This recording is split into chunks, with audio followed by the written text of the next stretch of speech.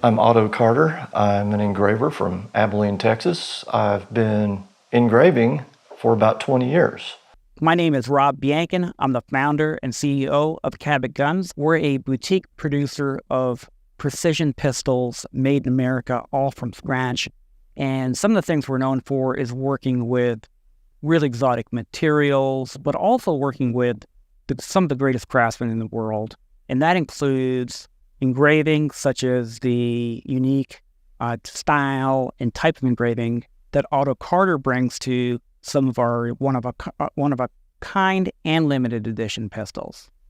In this episode of Portrait of a Craftsman, we're going to feature Otto Carter, an American engraver based in Abilene, Texas, who does some really unique and specialized engraving on our guns. We're going to take a look at his history, his legacy, his inspiration, and the forms that he produces. Let's jump into it. Before I conceptualize an idea, I like to have a cup of coffee or two or three. I like to think to myself, what can I do with this project that will make it more of an expression of what I'm about? One thing that distinguishes my work from others is the many ways that I'm influenced by different styles. I like to have a good deal of resource material handy that I can look at and go through and just pull some ideas from. What I ultimately do with these different types of designs is I create a formula, and that's where I would say the background is going to have this look to it. The main subjects are going to be derived from this motif or this style or this ethnic pattern. I just kind of let the design flow out on its own on the paper. I mean, sometimes if I just have the elements of this formula, I just pick up my pencil and start sketching with it, and sometimes I'm surprised with how it turns out. So that sort of describes the creative process.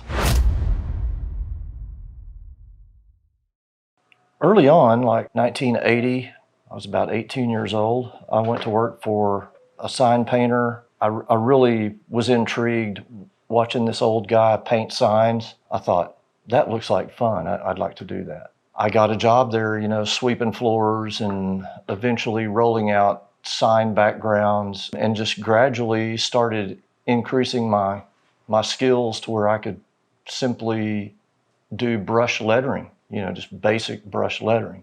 And then I was given the responsibility of doing design work on my own.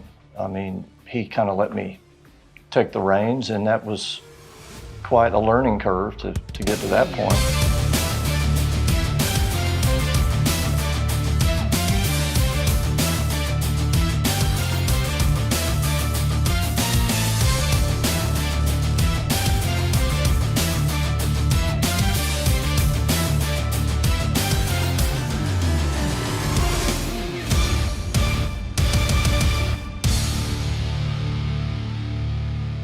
One of the best mediums I'm known for in engraving is the 1911 pistol.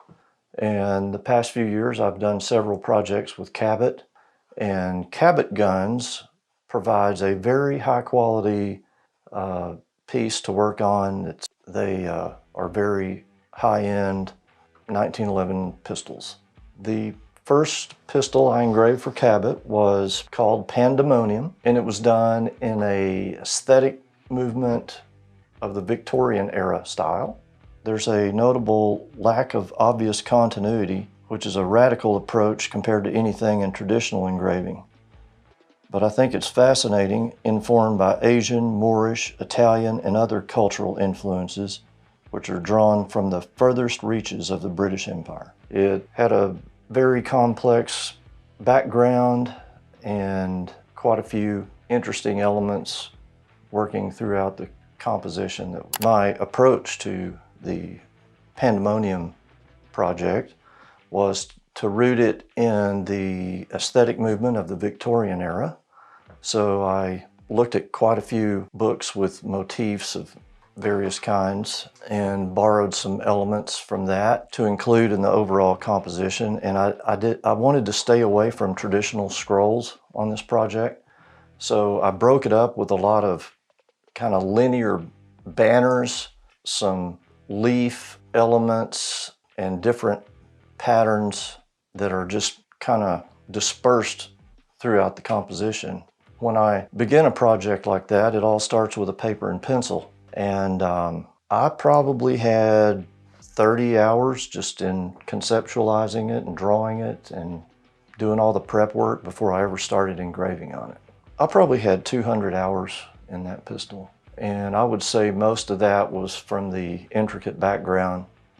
You can't really tell from just looking at it, but it has what I call a prismatic background, which is something I made up, I came up with.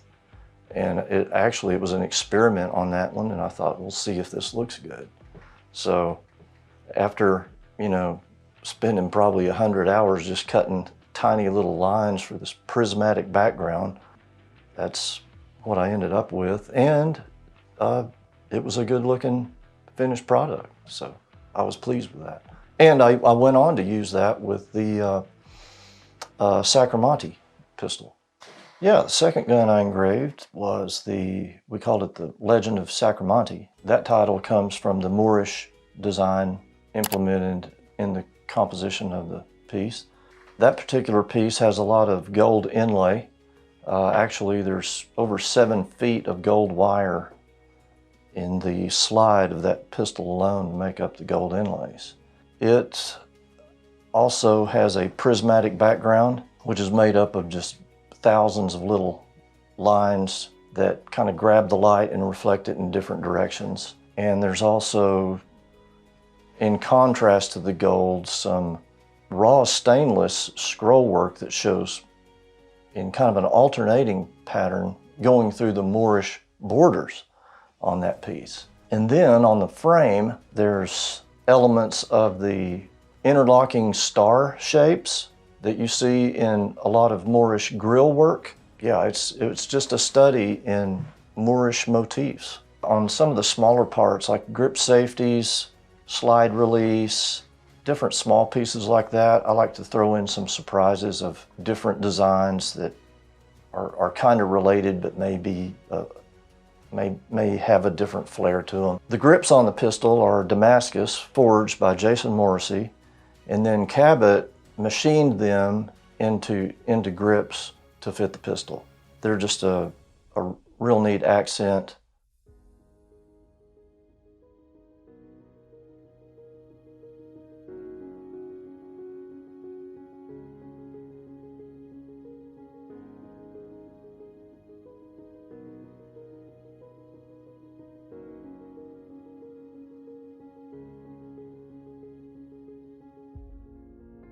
The Sixth Commandment, that was kind of a angels and demons, heaven and hell kind of theme.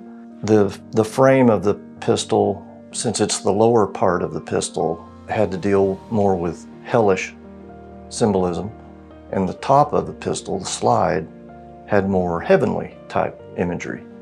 And I borrowed some of the imagery from cemetery statuary involving angels and other sculptural influenced motifs. At the top of the slide, there's a big Gothic window, and the window parts are inlaid gold. And I hammered the gold in such a way where it reflects light differently.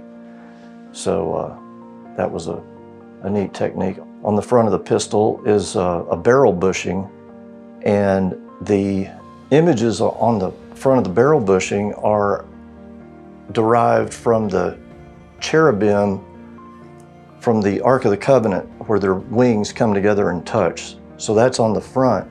And then on the back, on the grip safety, in contrast to that, are bat wings. So that's more of a hellish looking motif. On the very bottom of the frame are some hellish images from Doré that I used. And one thing about this pistol that makes it unique, it's mostly carved instead of engraved. So there's a lot of sculpting and real deep cutting and modeling of all the forms that make up the images on the pistol. Then going across the slide is a banner that says, "Thou shalt not kill," which is the Sixth Commandment. On the Sixth Commandment, I wanted to make a statement. I wanted to tell a story. With the title, "Thou shalt not kill," going across the slide of the pistol, I wanted people to think, is this irony? Is it confusion? I just wanted to make people think.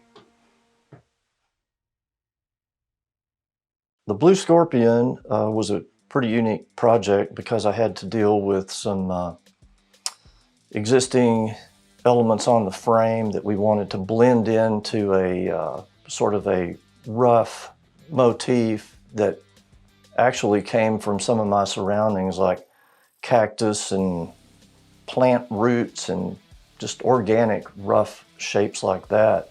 And then there's the surprise of once you roll the pistol around, you see this scorpion that's engraved into the piece. So it adds a nice surprise to it. The next gun I engraved for Cabot was a one-of-a-kind piece called Le Nouveau, and the title comes from the designs from the Art Nouveau movement. And on this particular one, the approach I took was doing the overall composition from an aesthetic movement concept where I break the shape of the slide and the frame up into different squares. And then within each square, I put a totally unique Art Nouveau element in. So it's very broken up when you first look at it, but the pattern unifies it all, and plus they are similar styles even though each square is unique.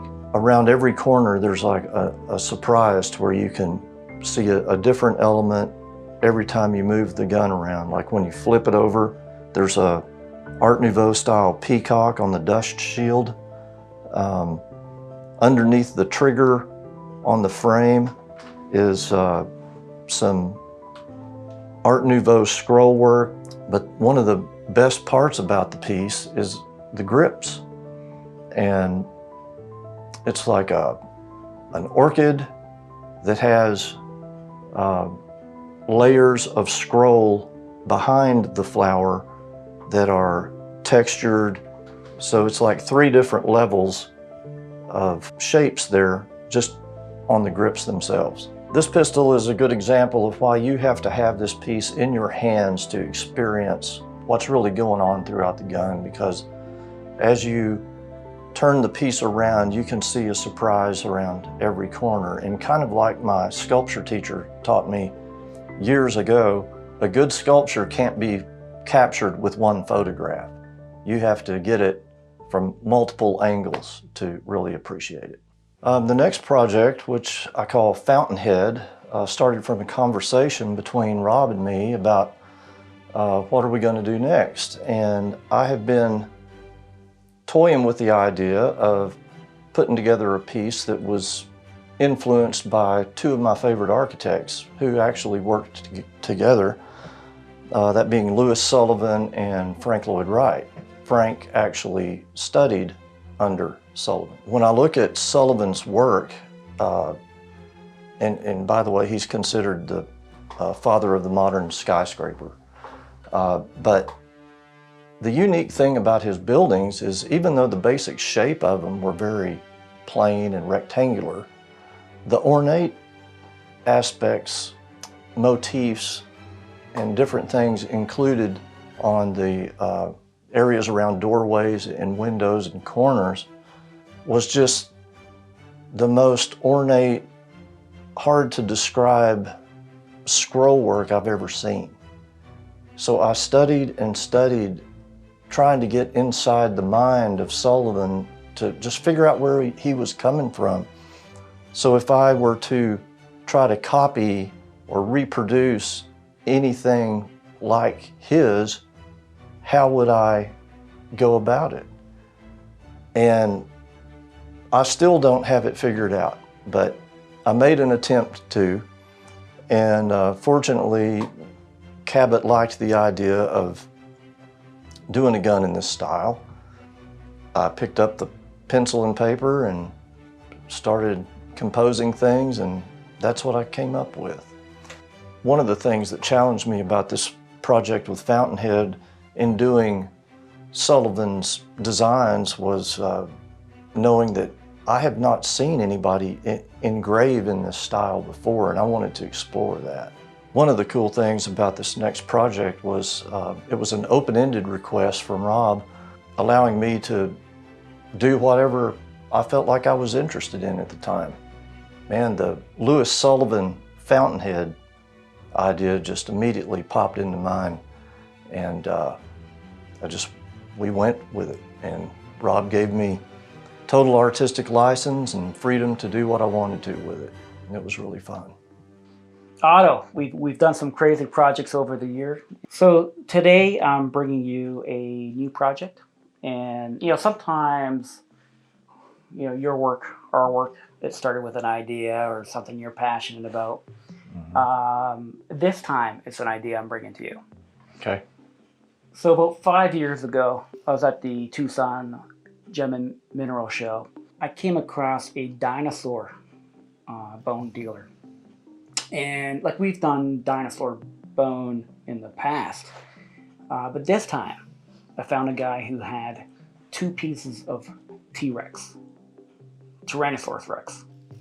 And what I was able to procure were 2 pieces. One was the top of a femur, so it's a round part about this big, and then a vertebrae. But we sliced up the bulbous part of the femur, and when I first acquired it, okay, super cool material, but the exterior didn't look remarkable. It looked like a weathered bone, like you might imagine. Mm-hmm. But then when we cut it, it became way more interesting than we anticipated. Okay. So here it is. Check that out. Wow. What I thought was really cool, and this might have been luck, as the bones absorb minerals into their surrounding. Yeah. The texture turned out where, to me, it almost looks scaly. Yeah. Like something like I might have imagined the exterior of a T-Rex might actually look like. From that material, we were able to slab out and make enough slabs where the yield was only 3 sets of grips. Oh man. So it's going to be limited. Here's the first one. Okay. Quickly safety check it. And of course, we had to incorporate some strategic details on our part from a construction standpoint. Because these are very special guns, we created custom serial numbers. Yeah. So this one, as you can see, is T-Rex 1, and there'll be a T-Rex 2 and a T-Rex 3. You know, it was too perfect not to incorporate a design detail that is unique to Cabot, which we used on another gun called our Draco Guerra. And at the time, these swoosh marks that you see where the cocking serrations go were designed and envisioned at that time as almost like claw marks from a raptor. Right. So it was the perfect detail to put as cocking serrations on the gun. I thought a very nice template for your work as an engraver to keep the rest of the area available as real estate for engraving. So here's what you're working with. Okay. And I thought today maybe we can talk about some ideas on where we can go with this. Right. So first of all, thoughts on the grips? I'm thinking we ought to have something that goes with the pattern and texture that's in the grip. Something that accentuates it, and just put it on there and see what happens. Well, look at that, it fits. Should. Yeah. Okay. When I think about a T-Rex and you know, a texture or a pattern or something associated with that, I'm thinking scales and claws. For sure. And all that kind of motif, if you want to call it that. Yeah, so I like the idea, you know, embellishing some corner areas, right? Right. And I certainly want to bring in some of the shape of the elements within the T-Rex grips, right? Yeah, to carry over the gun.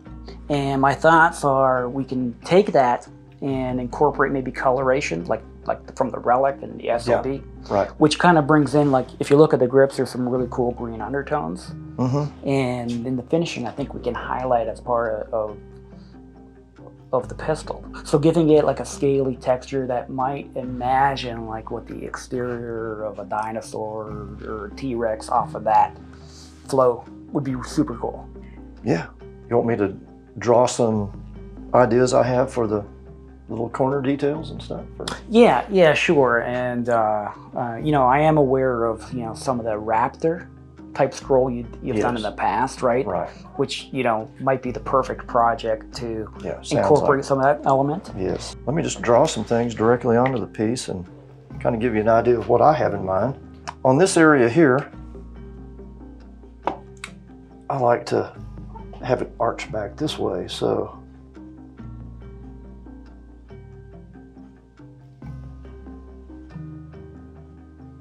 this would be our initial turn, and I'll probably have it fade up out of this pointed area, and then it would gradually make into a claw shape right here. And then they would have the details that almost give it a snake or reptilian kind of feel to it.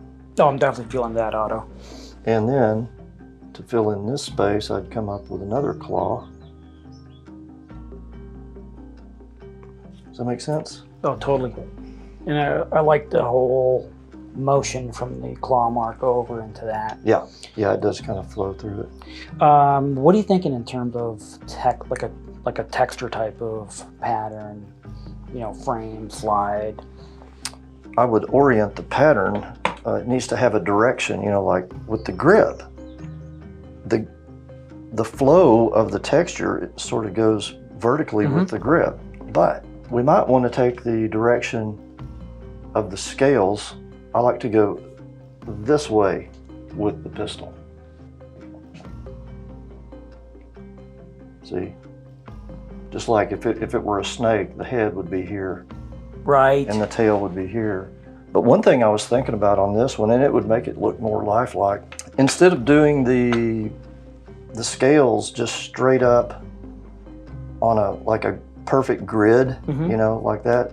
It's not very lifelike, it's not very interesting. Yeah, we definitely want it to be organic. So right? I would have it almost like a stretched net to where the scales go big to small and big, just like it's wrapping around a real animal's body, you know. So it would make it a lot more interesting, a lot more lifelike. If it were a grid, it would get smaller and then bigger.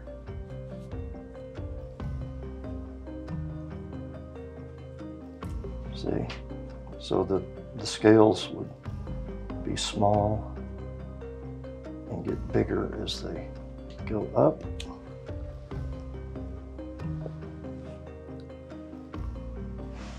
Yeah, that's how I would do it. See, it kind of gives another dimension. We are in the right direction there, Otto. This is going to be fun. Yeah. Like there's an opportunity to engrave the back of the grip safety, right? And let's definitely carry over some cool stuff in there. Yeah.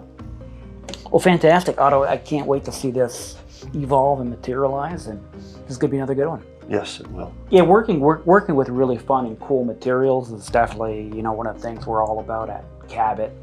And certainly making grips out of T-Rex has to be one of the most badass things we've ever done. This engraving project that we're talking about today will be for 3 guns, because there's enough grips to make 3 pistols. And today we are in May 2023. It's been 5 years since acquisition of the materials to making the grips. Engraving will be several months from now. So I expect we'll be able to have 3 T-Rex pistols completed and perhaps for presentation, and which will be available in early 2024. Can't wait. In addition to the one-of-a-kind guns I do for Cabot, I also do some limited edition ones.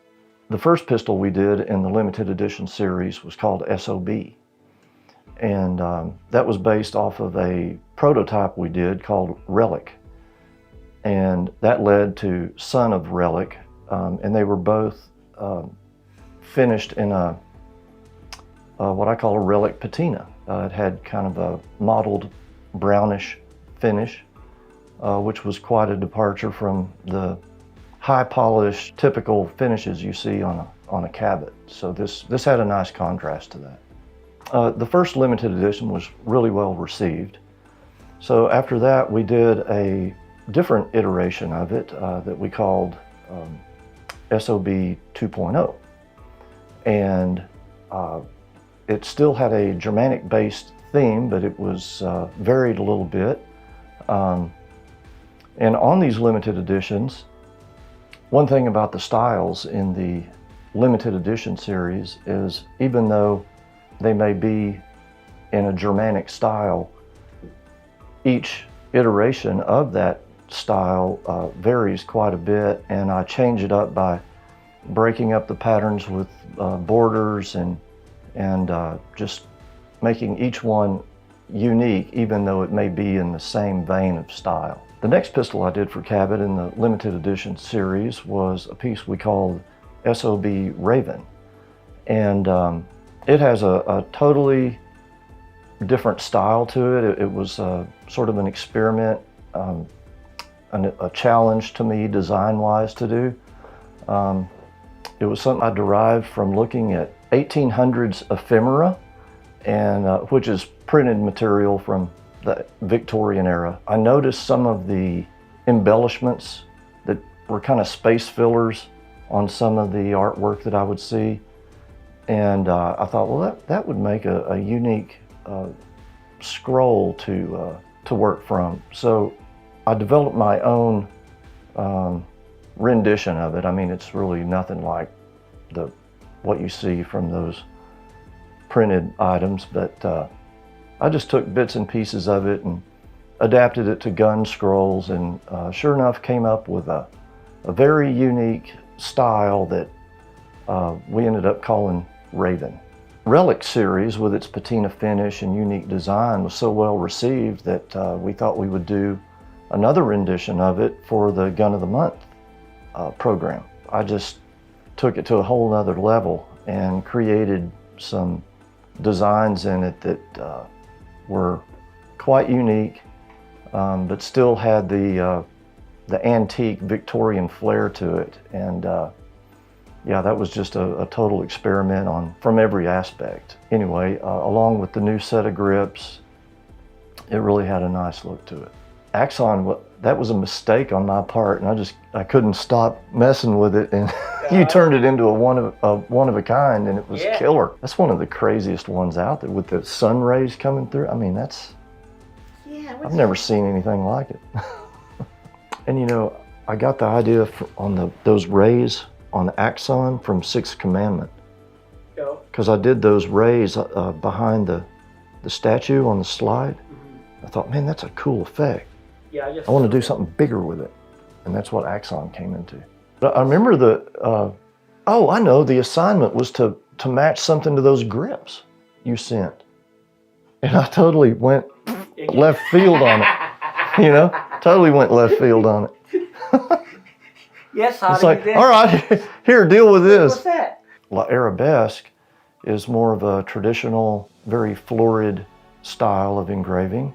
It has large leaf elements in it, and it has a real nice flow and just a much prettier style of engraving than, it's quite a contrast actually to Saro.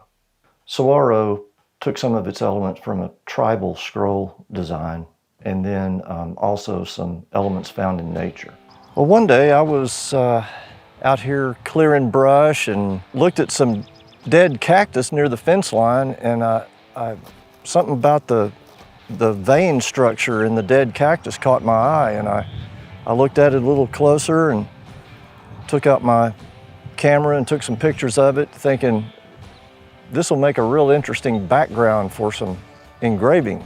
You know, has a nice texture and some movement with the veins and things like that in it. So I ended up incorporating that background design in this latest project I'm doing for a project we call Saguaro, like the Arizona cactus. Now it has a tribal design, but I thought that the tribal, the pointy characteristics of this engraving style kind of lended itself to the whole cactus theme, and therefore the cactus vein background works really well with it. Cabot's request on this pistol was to design something for a rock star. It just ended up with this tribal theme I came up with, and I think it was quite a surprise.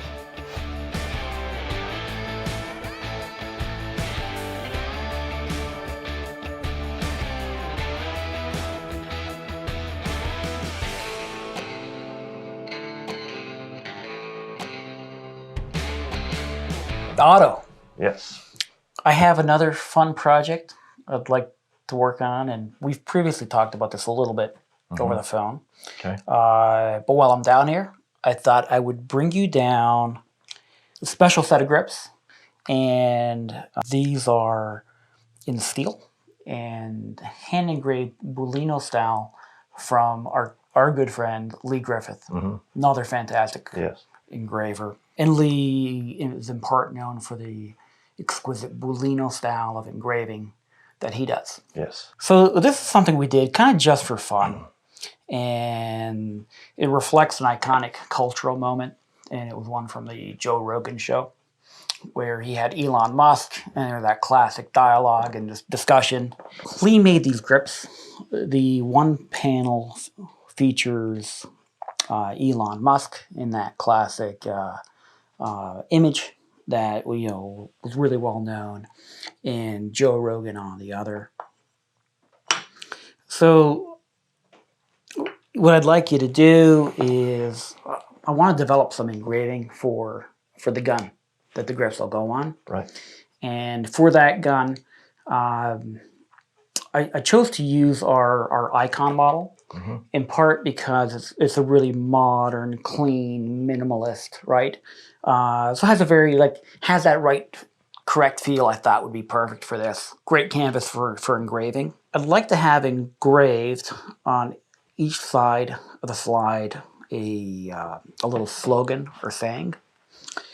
On the one side, I'd like it to be engraved. Love is the answer. And that was one of the classic Elon Musk answers to a Joe Rogan question. Okay. And so do you have any ideas on how to work that in? Like maybe some kind of framing or... Well, the first thing that comes to mind is to put it in a banner.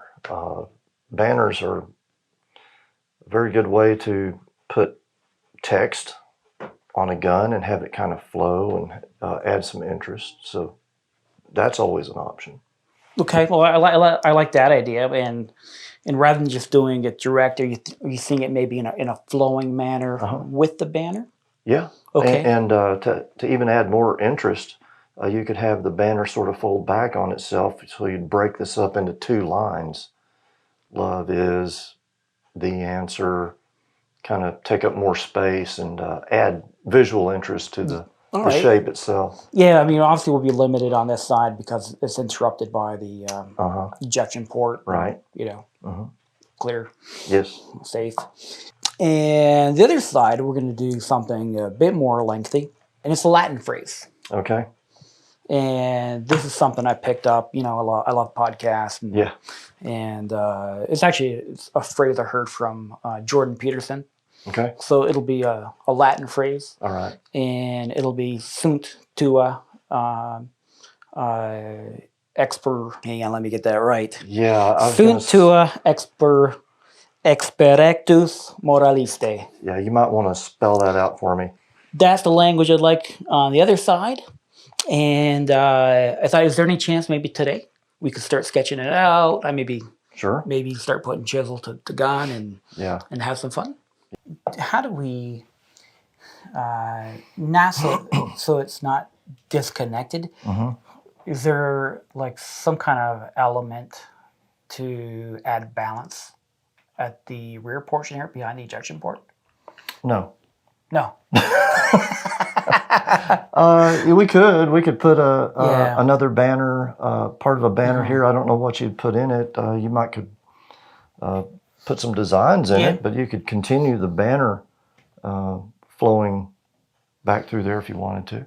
Okay. Well, I was thinking that with this border he's got on there, it's kind of a thick and thin, what I call thick and thin, with a little scroll on top of it. I can echo some of these shapes on the banner. Yeah, no, I think that would add great little bit of continuity. In fact, instead of continuing the banner back here, I could just pick up some of these designs and fill in that space with it. I like that. Maybe even pick up these cues around no problem. back corners for a little bit of framing. Yep.